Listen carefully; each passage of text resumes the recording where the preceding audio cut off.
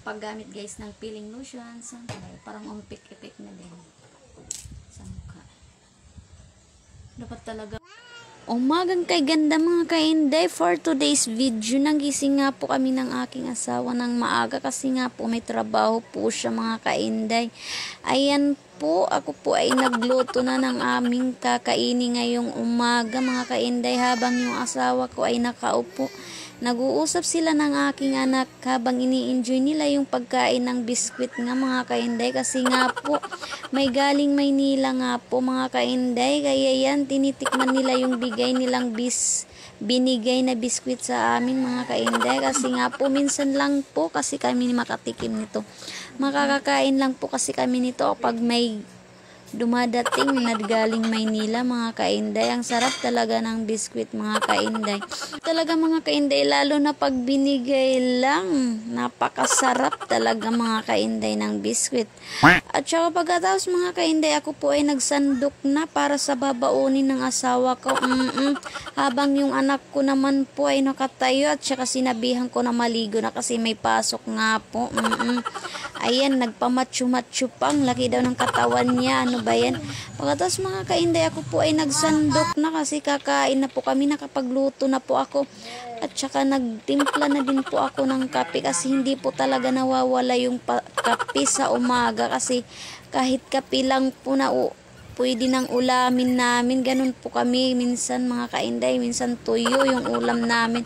Ngayon hindi naman tuyo yung ulam namin kasi balik kahapon ng asawa ko, kaya ayan bumili kami kagami ng manok at saka siyempre may tira, nagtitipid po kami ngayon at saka hindi po ako nakapagbigay kagabi kasi mga kainday kulang po sa budget kaya hindi na lang po ako nagbigay ng ulam, kaya inulam na lang namin yung tira namin kagabi na manok na inadobo. Ayan po, habang po kami kumakain ay dumating po si ate.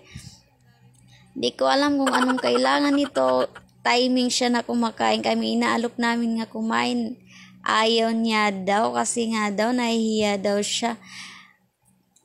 Sa panahon ngayon mga kainday, hindi na uso yung hiya-hiya ngayon, diba? Kasi pag mahiyain ka, hindi ka mabubuhay dito sa mundo, lalo na pag mag-vlog ka. Diyos ko, hindi na uso yung mga hiya-hiya ngayon, dapat pakapalan na ng mukha, diba mga kainday? Habang pala ako dyan, tumayo pala ako dyan mga kainday kasi nga kukuha ko ng pera kasi nanghihiram nga po si ate.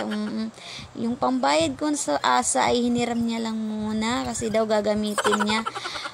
Pagkatapos namin dyan kumain mga kainday at saka ay ako ay dumiretso na. Mga kainday para maghugas na naman. Ganyan talaga yung trabaho ni Inday mga kainday. Ganun talaga yung buhay natin. Tayo yung mag-aano sa bahay kasi tayo lang naman yung nandito. Wala naman pong iba. Diba? Dapat atin lahat yan. Yung trabaho natin, ganun talaga pag nanay ka na.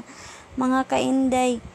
Kaya pagkatapos ko dyan maghugas mga kainday, pinunasan ko na yung lagayan namin ng plato kasi hindi na pupunasan pag yung anak ko yung naghuhugas kasi hindi niya maabot. Pagkatapos ko maghugas mga kainday, ako ay naglampaso na linampasuhan ko yung sahig namin na namumuti, nakakainis mga kainday. Kasi di ko alam kung ilang floor wax ba yung nauubos dyan para lang maging pula ulit mga kainday. Kasi ilang araw pag hindi mo nalagyan yun ng floor wax ay Diyos ko, kita mo na parang yung sahig mo parang alikabukin na kasi parang pumuputi-puti na. Ay Diyos ko, ayaw ko talaga yung sahig na ganito. Kailan kaya ako yayaman mga kainday para mapalitan na nga.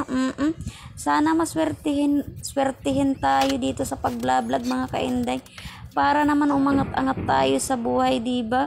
Lahat naman tayo, diba? Gusto nating parang umangat-angat naman para hindi naman tayo para naman ma-feel natin kung anong feeling yung maging mayaman, diba mga kainday? Pero pag ako po ay yumaman, Diyos ko, lahat po ng mga nangangailangan at saka yung mga nangangailangan ng tulong, tutulungan ko po talaga mga kainday, lalo na yung mga kapatid ko.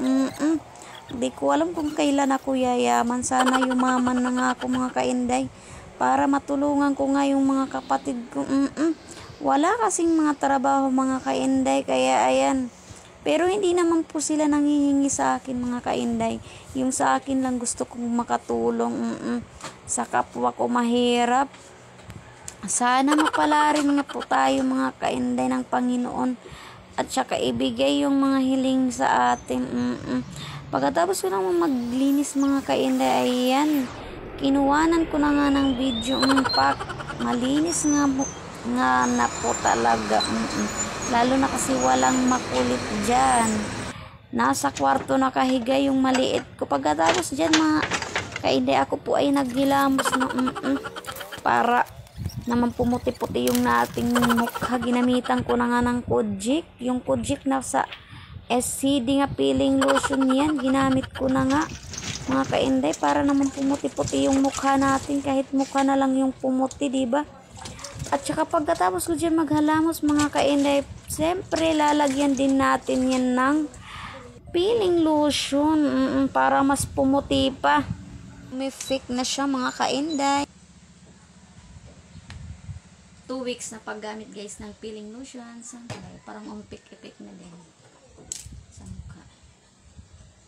Dapat talaga kahit nasa bahay lang tayo, mag-ayos din tayo, diba, no? Kahit nasa bahay lang tayong magpapa-losyang masyado. Mahirap na.